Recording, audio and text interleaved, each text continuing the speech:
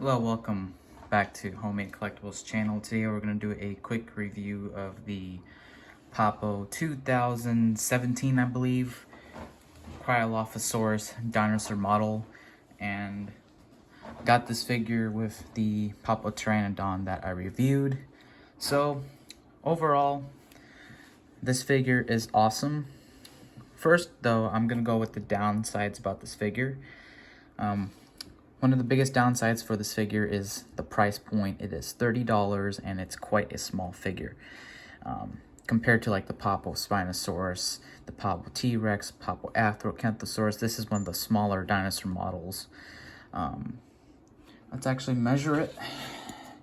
So, from the bottom to the top, roughly four and a half inches tall. And from the tip of the mouth to the tail, I would say probably 6.5 inches. Round estimates, but it's not it's not the biggest, but it's also not the smallest. It's not like the Papo baby T-Rex. For the price point, though, it is quite ridiculous, quite expensive, $30. But those are the only two downsides about this figure. The third might be the pose.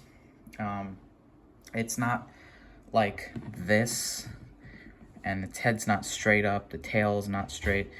It's more like a classic 1980s, 70s, 60s, 50s dinosaur pose where the theropods had their heads upwards and the legs were down here, the arms are up here. Nowadays, it's like this, with the Jurassic Park T-Rex, for example.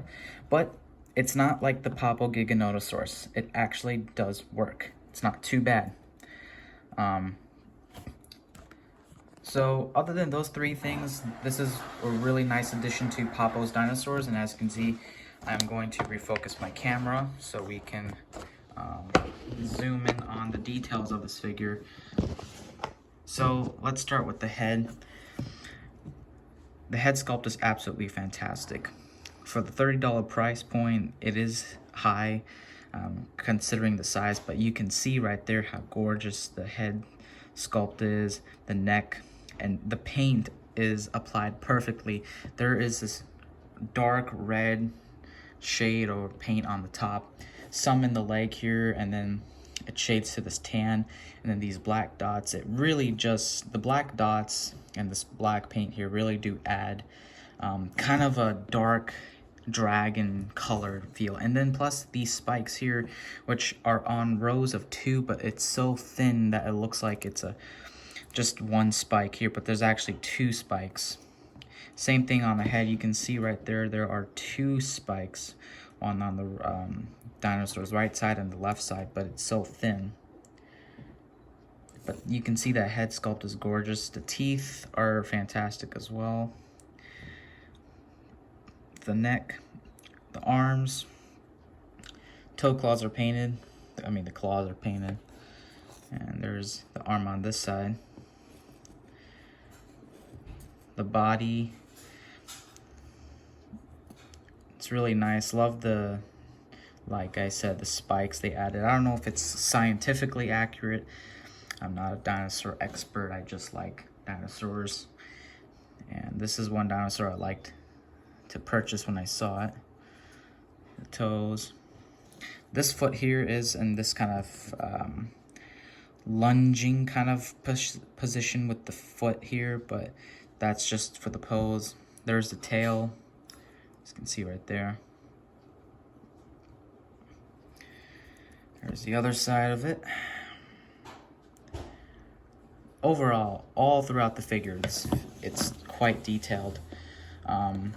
It is a really strong, I wouldn't say plastic, but soft material. The only kind of not rubber, but softer things you can move around is the arms and the tip of the tail. I'm not going to do it because I don't want to break it, but you can, kind of very little move the tail, move the arms, but the whole body is a solid.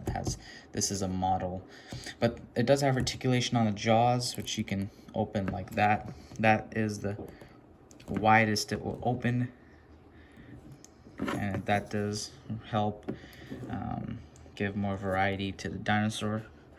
You can see with the tongue there's detail as well. The gums are also really detailed. There's the front shot. Looks really great. Another complaint I might add, it could be just how the dinosaur is, but it is kind of a thin, it's really thin with the head and the neck. I don't know if it's supposed to be like that. Actually, let me zoom out. But as you can see, it's really, the head and the neck are really thin. But if it's like that, then it's probably just me, but at least it's not like the Ceratosaurus. So, yeah. Not a bad figure. And that's the only articulation, but it's a model. But yeah, that is the Cryolophosaurus. We'll do a quick size comparison. Here's the only other Papo figure I have right now, and that's the Pteranodon. And this is probably not scale accurate, but just to give you an idea of how small this model kind of is. This is a $10 figure, this is a $30 figure. And as you can see, they're like, this should be way up here or something if it was 30 bucks, but it's down here. So I think that's kind of unfair. Maybe because they applied more paint, they applied more details, and plus it has the articulation job, but still. Overall, this is a figure I would probably give out of 10, a 7 out of 10. It's not a bad of a model. It's a cool looking dinosaur. I don't know how accurate it is, but it's a great addition. The only problem is the price and the size. So thanks for watching and have a good day.